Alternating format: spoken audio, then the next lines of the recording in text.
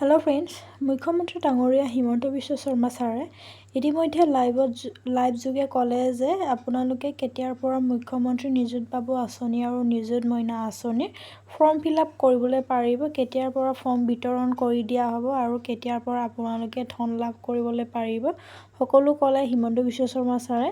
এই মুখ্যমন্ত্ৰী নিযুত মইনা আঁচনিৰ ফৰ্ম আৰু নিযুত বাবু আঁচনিৰ ফৰ্মখন আপোনালোকে কলেজ বা স্কুলত আপোনালোকে কেতিয়াৰ পৰা লাভ কৰিব। 6 আগষ্টৰ পৰা আপোনালোকে নিজৰ ফৰ্ম ফিল আপ কৰিব লাগিব। ফিল আপ কৰি আপোনালোকে জমা দিব লাগিব, স্কুল বা কলেজতে জমা দি আপোনালোকে দিব লাগিব। কিন্তু আপোনালোকে ভালকৈ ফিল আপ কৰিব লাগিব। ভালকৈ ফিল আপ কৰাৰ পিছতহে আপোনালোকে জমা দিব, নহ'লে বা আপোনাৰ নাম আপোনালোকে এই নিযুত বাবু আঁচনিৰ টকাসমূহ নাপাব পাৰে।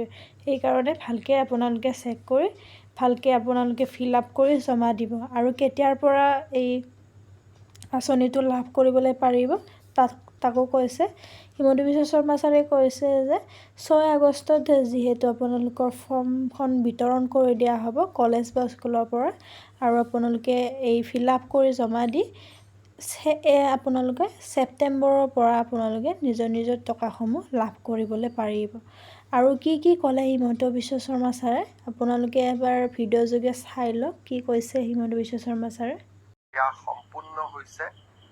আমি কলেজসমূহত 6 আৰু 7 তাৰিখে নিযুত মইনা আৰু নিযুত বাবু আঁচনিৰ প্ৰপত্ৰ বিতৰণ কৰিম।